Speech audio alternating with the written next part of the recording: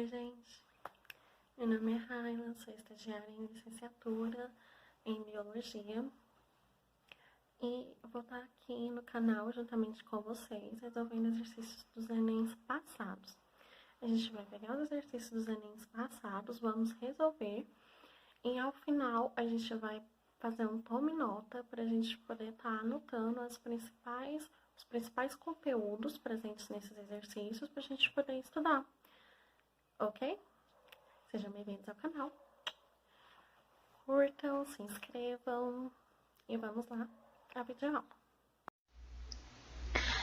Eu separei a questão 106 para a gente poder resolver.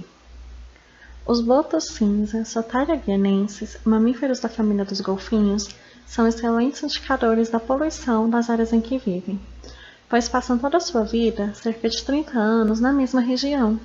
Além disso, a espécie acumula mais contaminantes em seu organismo, como o mercúrio, do que outros animais da sua cadeia alimentar.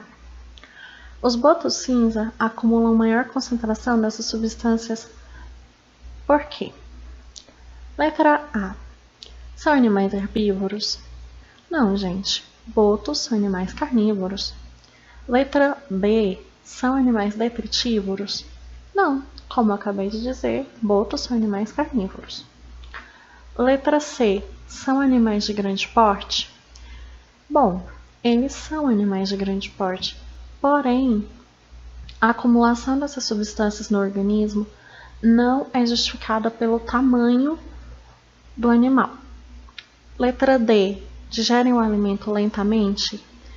Eles podem sim digerir o alimento gradativamente, porém, essas substâncias não são metabolizáveis pelo organismo, o que também não justifica a questão. Letra E. Estão no topo da cadeia alimentar? Sim, eles estão no topo da cadeia alimentar. E por conta da bioacumulação, que eu vou explicar para vocês agorinha, a letra E é a resposta correta. Questão correta, letra E. Estão no topo da cadeia alimentar. Bom, gente, por que estar no topo da cadeia alimentar justifica a maior quantidade dessas substâncias no organismo? Por conta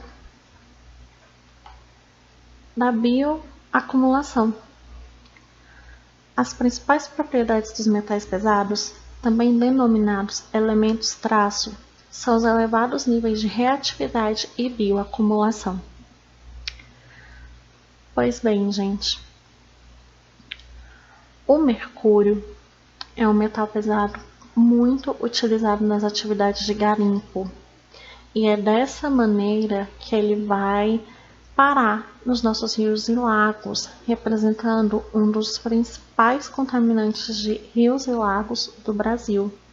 Os garimpeiros utilizam o mercúrio para poder destacar ali as pepitas de ouro em meio à lama das regiões onde estão sendo exploradas. Bom, após este metal ir parar na água, ele vai ter seu primeiro contato com o fitoplâncton, que é uma junção destes dois grupos aqui, seres autótrofos, cianobactérias e algas, e o zooplâncton, constituído principalmente por microinvertebrados. Bom, este grupo geralmente são seres que vivem nas superfícies de rios e lagos, vivem suspensos em rios e lagos. Os primeiros peixes que vão comer, por exemplo, o zooplâncton, alguma larva de mosquito ou algum microinvertebrado, são os peixes pequenos, por exemplo, os lambaris. Logo vem os peixes grandes, como exemplo, o tucunaré, que é um peixe grande e carnívoro. Na verdade, ele é onívoro. Então, ele vai acabar comendo tanto os peixes pequenos quanto algumas espécies do zooplâncton, por exemplo.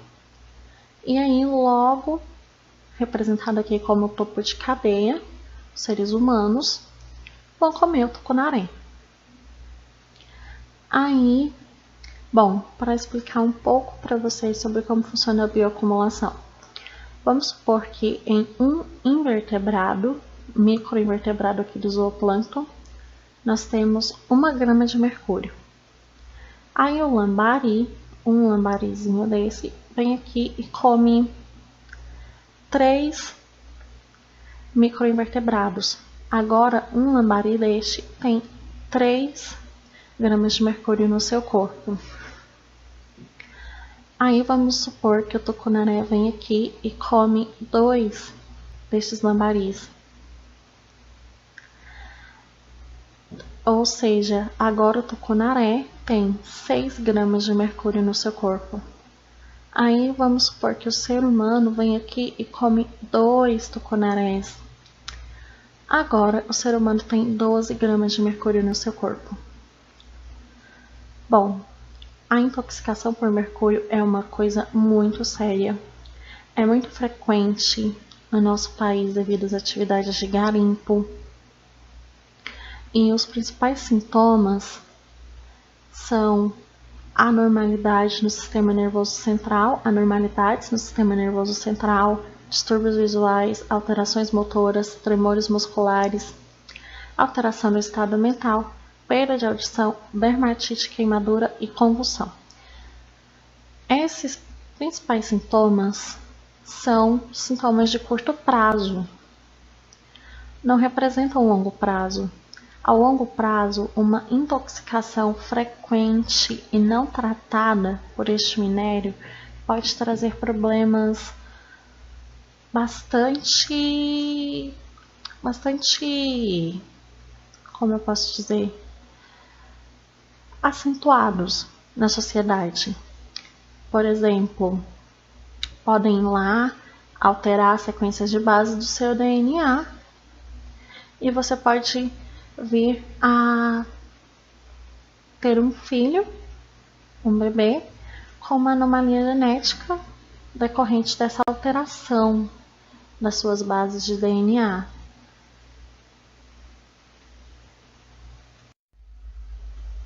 Cadeia alimentar, como representada aqui nessa imagem, é uma representação gráfica da circulação de energia e matéria através dos organismos no ecossistema. Uma representação gráfica linear, ou seja, nós vemos aqui as plantas, que são conhecidas como as produtoras, por conta de que elas fazem seu próprio alimento através da energia fornecida pelo sol. Temos a borboleta como consumidor primário dessas plantas, o sapo como consumidor secundário, a cobra como consumidor terciário e os fungos e bactérias como decompositores, que vão ali degradar a matéria e devolvê-la ao solo, que poderá inclusive ser utilizada novamente pelos produtores. Aqui, gente, esse esquema se resume a 3 conceitos principais: produtores, consumidores e decompositores. A matéria orgânica no nosso planeta, ela não se destrói, ela não acaba, ela se transforma. A planta utiliza a energia solar, que é a principal fonte de energia que nós temos aqui no nosso planetinha, utiliza a energia solar para a produção do seu próprio alimento, açúcar. A borboleta consome esse açúcar que vai mantê-la viva. O sapo consome a borboleta que consumiu esse açúcar, pegando dessa borboleta a energia necessária para ele viver. A cobra consome o sapo, consumiu a borboleta, que consumiu a planta, e consequentemente tem energia da borboleta e da planta no seu organismo, e agora a cobra tem energia do sapo para poder sobreviver. Logo, a energia continua seu ciclo unidirecional e a matéria vira alimento de fungos e bactérias, que são os decompositores, que vão fazer com que ela retorne ao solo ou à água, que vai ser utilizada novamente pelas plantas, os produtores. Mas como eu disse anteriormente, no início da explicação, é uma representação gráfica linear do que acontece no ecossistema. O ecossistema, a realidade não é assim. As relações de alimentação e consumo entre os organismos são muito mais complexas. E nós temos, então, uma representação gráfica em forma de teia alimentar. A teia alimentar, ela pretende demonstrar com maior realidade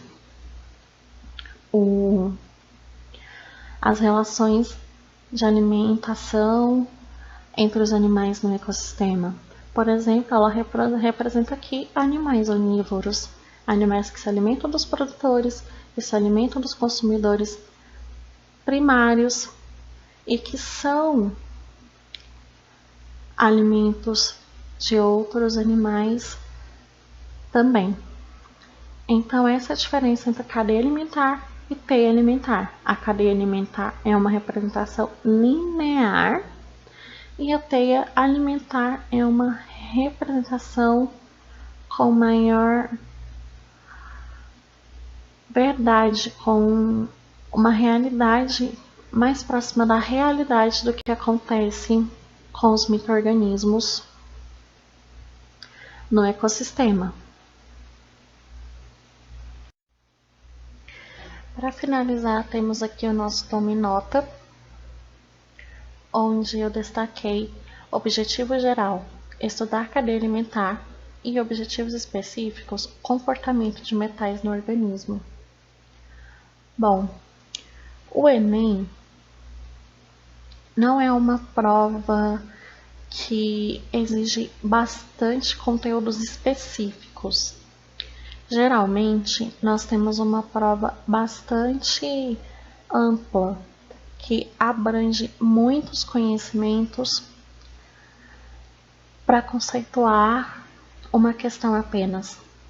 Então, procurem toda a informação que vocês puderem, estudem bastante, assistam às aulas, se precisar assistir de novo, sempre. E lembrando, cadeia alimentar é um conteúdo que está presente na disciplina de ecologia, utilizada principalmente para representar a circulação de matéria e energia através dos organismos no ecossistema. Nós temos a representação linear e nós temos a representação em forma de teia. A representação linear é uma coisa mais técnica, mais explicativa, para poder ensinar o conceito, e a representação em teia é algo mais próximo da realidade, porque nós sabemos que as relações ecológicas entre os animais de alimentação e consumo são complexas e são diversas, muito diversas. Então, aprofundem nesses conceitos. Tchauzinho, até a próxima questão.